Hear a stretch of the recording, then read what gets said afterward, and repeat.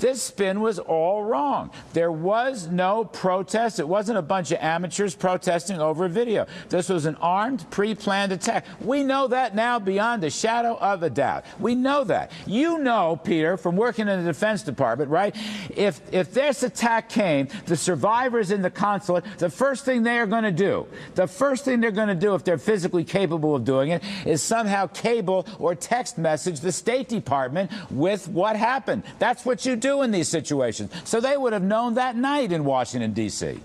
Look, Larry, this tragic event in Libya undermined the narrative that the Obama administration has been pushing for a long time, that they are on top of the issue of terrorism. Remember, GM is alive and Osama bin Laden is dead. Well, I got news for them. Al-Qaeda is alive, and they're probably responsible for the deaths of 4 Americans in Libya. This completely undermined that strength of the narrative. But they would have known that night. It is possible they knew that night because the survivors would have done their best to communicate this to Washington, D.C., if not the Defense Department, certainly the State Department, Peter. That's how that game works. They would have known that night. Larry.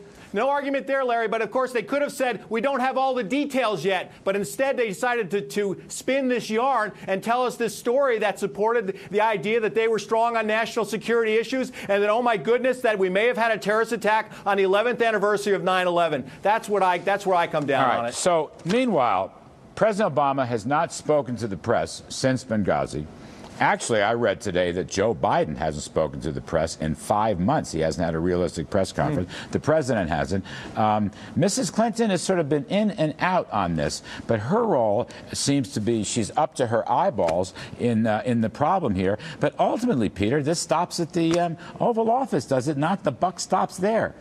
Well, can you blame them? Can you blame them for not talking to the press about this? Because it's a mess, and it's a national disgrace.